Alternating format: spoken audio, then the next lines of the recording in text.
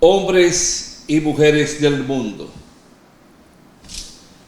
Como bien recordarán, hace 2 semanas hablé de un país que se llama Vietnam, de su historia, la grandeza en las luchas por su liberación. Y hoy quiero hablar de un país de nuestra América Latina, nuestra América Morena.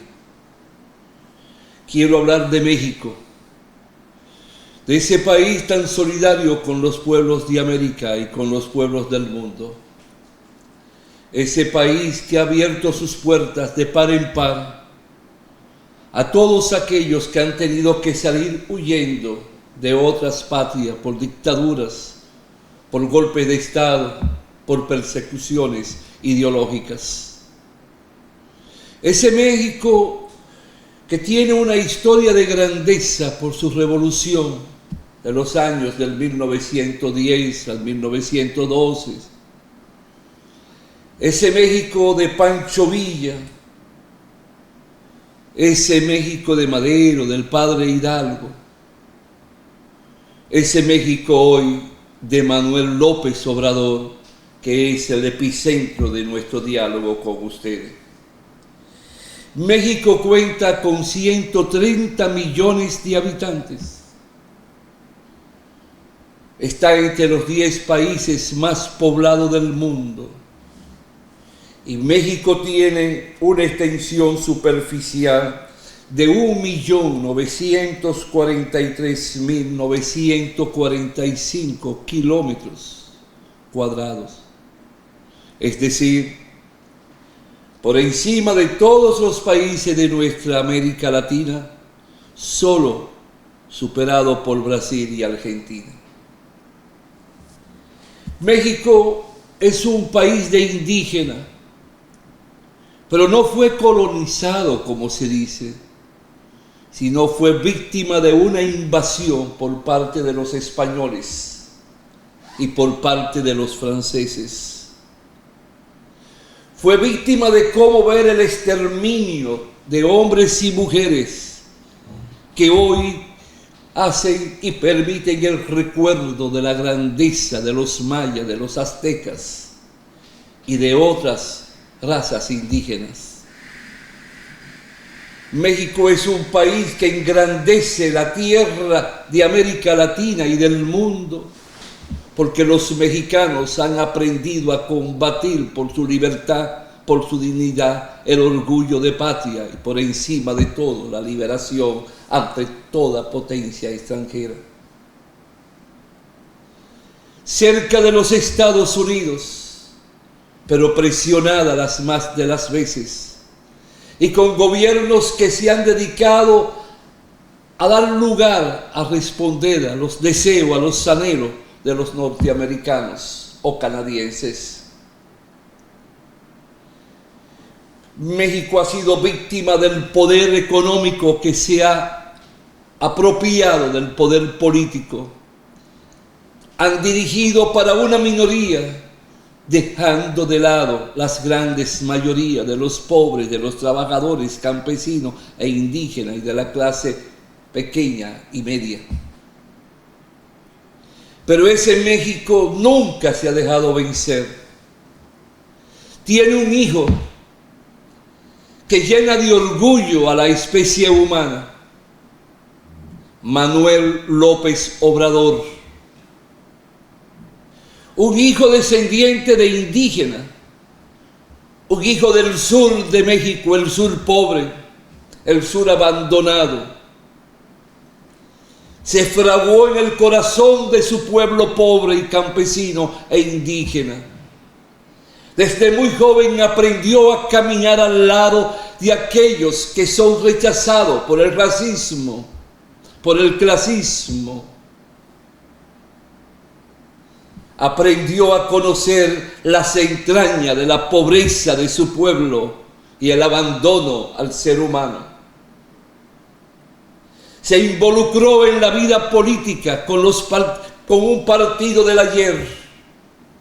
Se dio cuenta que ellos traicionaban el desarrollo y eran un obstáculo para el gran salto socioeconómico y político de México. aprendió a conocer la ciencia y las diferentes filosofías que se dan en la ciencia como política y como arte. Y aprendió a conocer que había que luchar por encima de todo, por los pobres de México, por los trabajadores de México y por la grandeza de la especie humana, sin importar el lugar de la nación del mundo, sin importar el continente. En tal sentido, eso nos lleva a nosotros a comprender lo siguiente. Manuel López Obrador llega al poder después de que en 2 ocasiones le robaron las elecciones. Formó un movimiento que se llama Morena. Ha aglutinado alrededor de Morena a la juventud mexicana, a los pobres mexicanos, a los que sufren en México y a aquellos hombres y mujeres de una posición económica, pero que llevan en sí también el sentimiento por la bondad y el beneficio de los que son descalificados. No hace diferencia. Busca un plan de nación que por espacio de 5 años ha ido aplicando, teniendo por norte salvaguardar el patrimonio de México.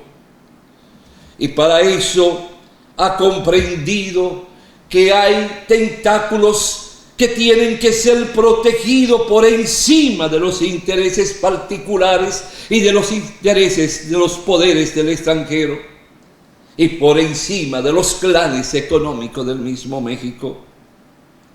No ha sido fácil el trayecto de 5 años, porque allí el presidente es electo por 6 años.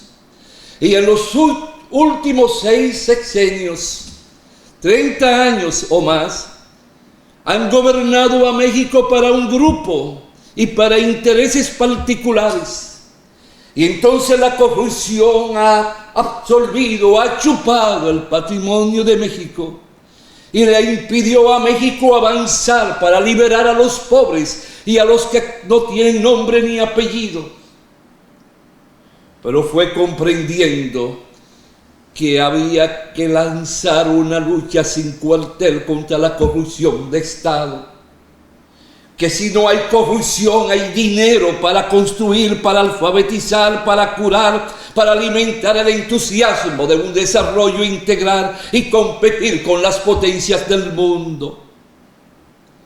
Por esa razón, comprendió que si no existe la autodeterminación, la liberación en lo que es el mundo energético, en lo que es el mundo de las compañías extranjeras, y cómo se limita ese poder, jamás podrían dar el salto para ellos ser propietario de todo lo que produce energía eléctrica en México.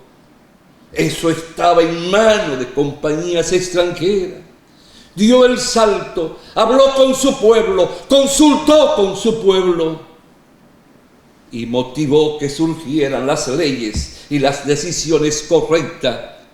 Y a quien tuvo que comprarle, y el que se opuso, el que no presentó la mano solidaria, lo enfrentó hasta lograr la autonomía y la soberanía energética de México. Aparte de la energía eléctrica, también comprendió el valor del petróleo, del gas y del carbón, y consideró que todo eso estaba en manos de compañías extranjeras y de poderes políticos extranjeros, y que México no recibía los beneficios correspondientes, y que al estar en manos particulares, eso atentaba contra la estabilidad económica y la soberanía nacional de México. Y por esa razón se lanzó a recuperar las refinerías abandonadas de gobiernos que en los últimos 40 años no construyeron una sola refinería.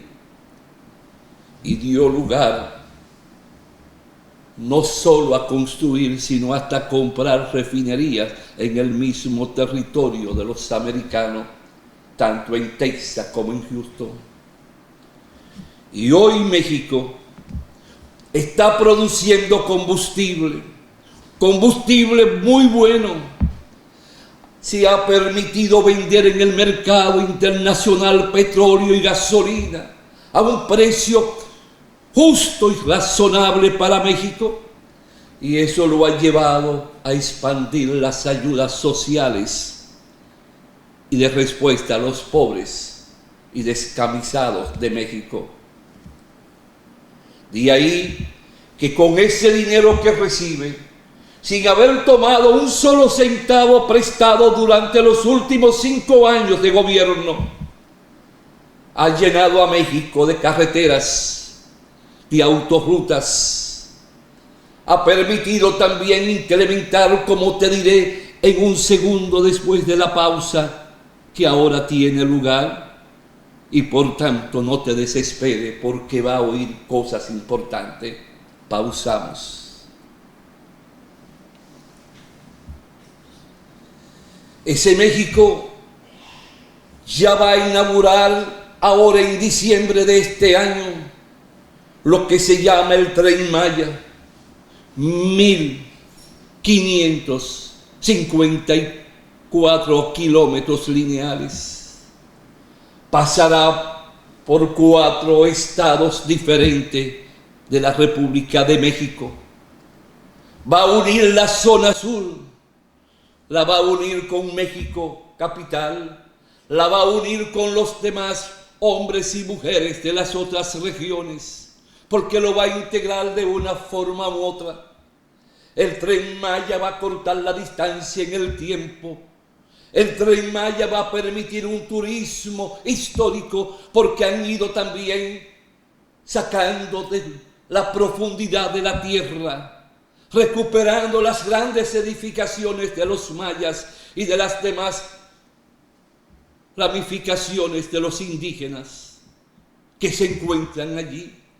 Se están construyendo hoteles de lujo y se están construyendo paradas llenas de arte y llenas de sentimientos revolucionarios, para que la historia revolucionaria mexicana siempre esté latente ante los ojos, el corazón y la conciencia de cada niño, cada niña y de cada generación por venir y por llegar.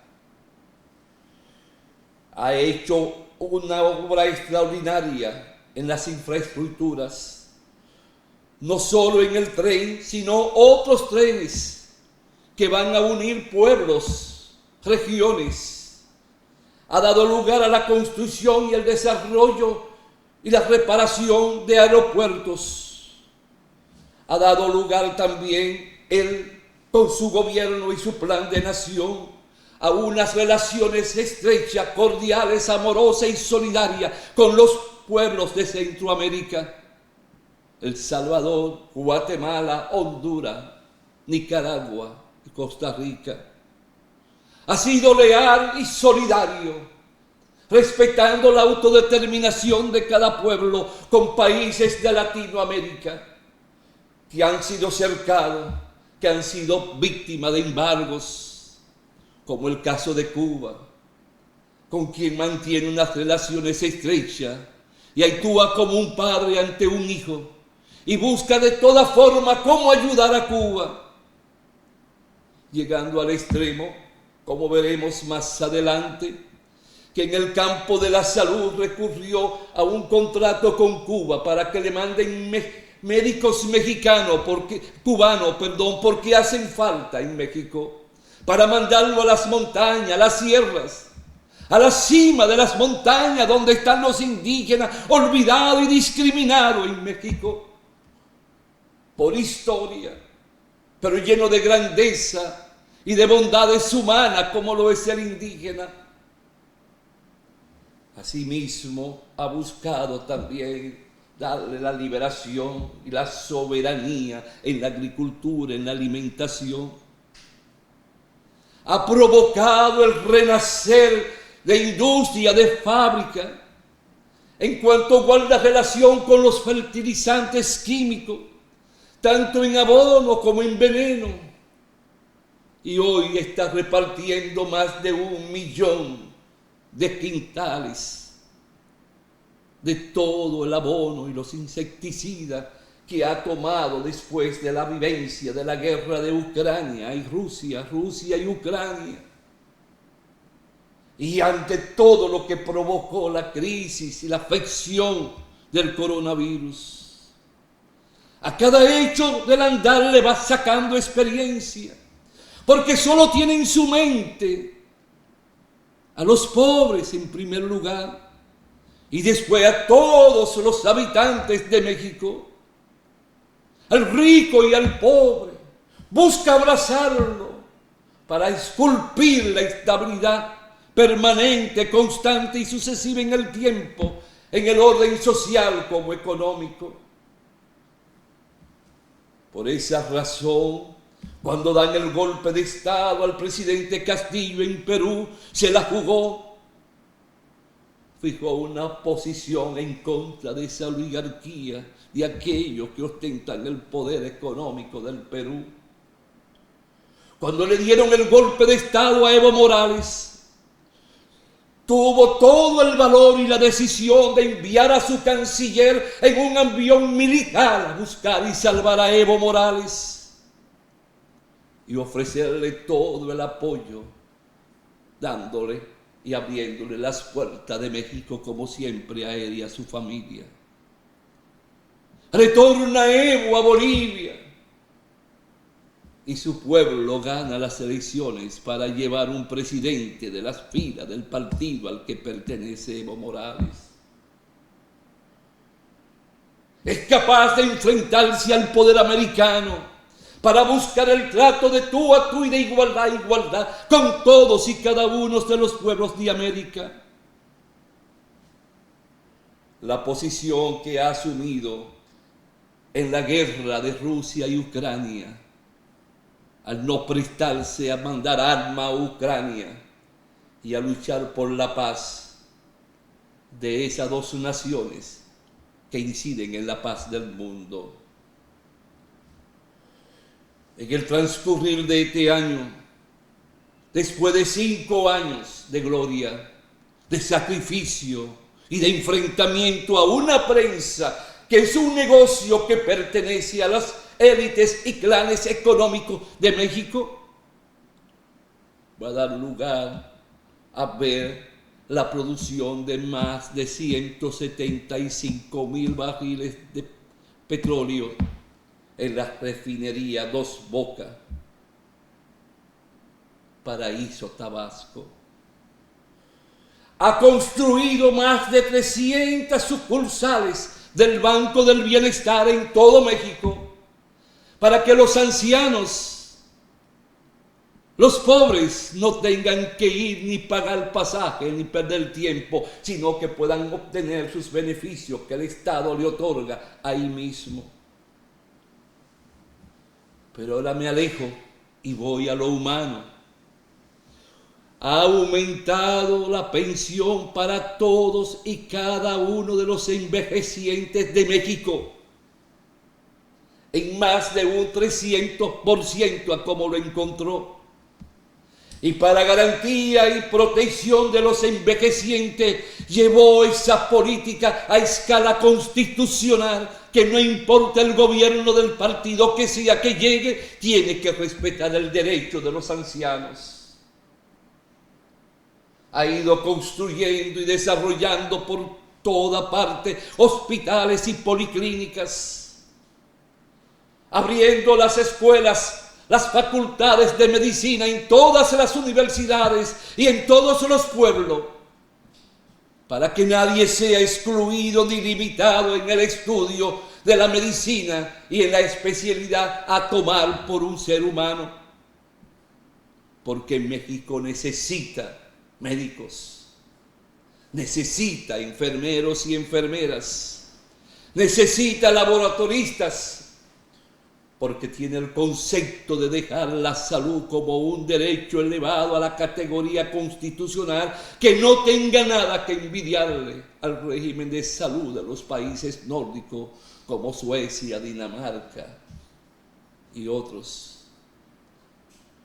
Un presidente que todos los días, de lunes a viernes, le habla, este que ustedes están viendo aquí, que es un muñequito que lo venden en México. Para decirle a los tecnócratas neoliberales, vengan para que aprendan.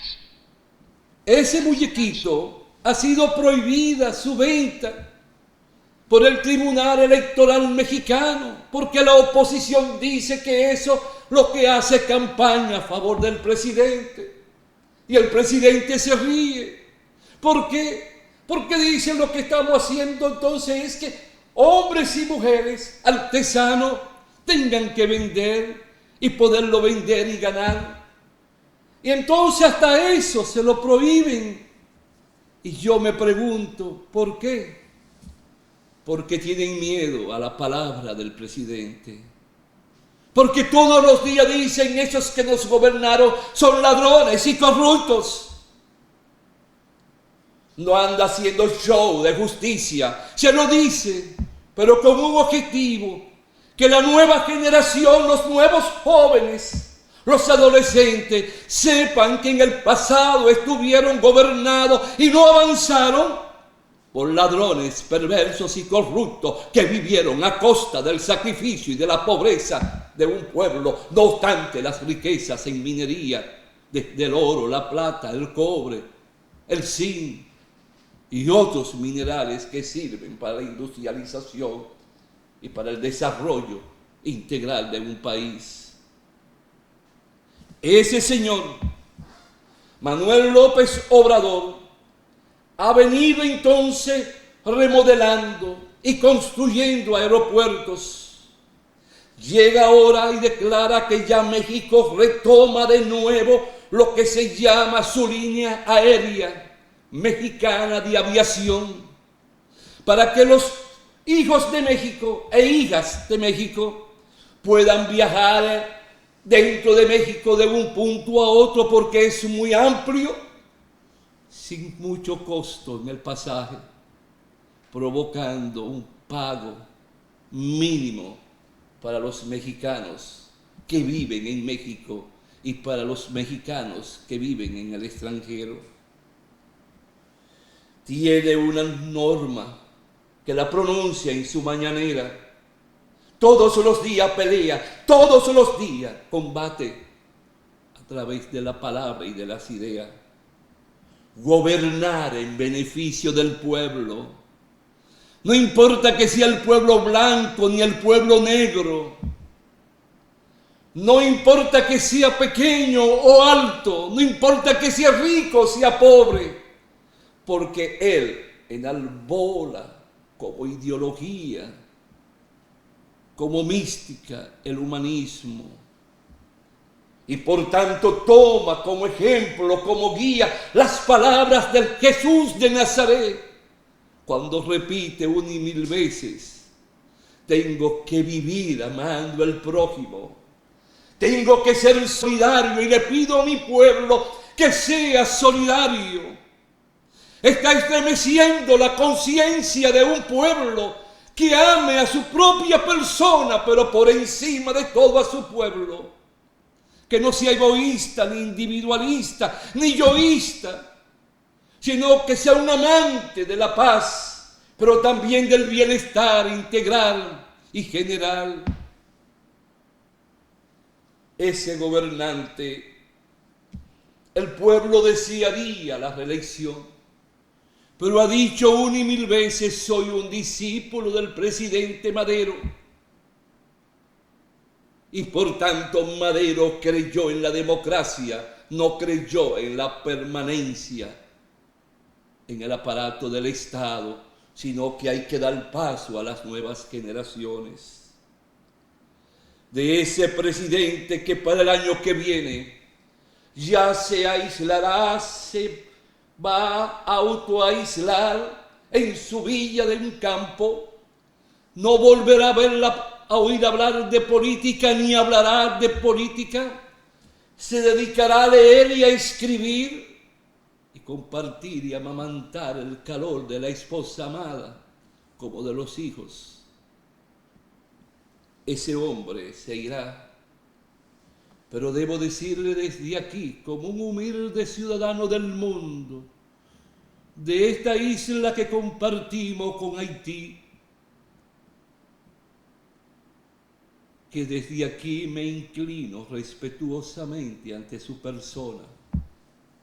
En él se ha estado jugando el destino de América Latina, en lo que respecta a la soberanía de cada pueblo, a la autodeterminación de cada estado y en lo que concierne al ideal de luchar por encima de todo por los pobres, por los trabajadores, por los derechos esenciales de un salario mínimo justo y equitativo como lo ha ido logrando, por el derecho a la sindicación, por el derecho a la huelga, por el derecho a los convenios colectivos, por el derecho a vencer la violencia y provocar la gran seguridad jurídica y legal de su pueblo.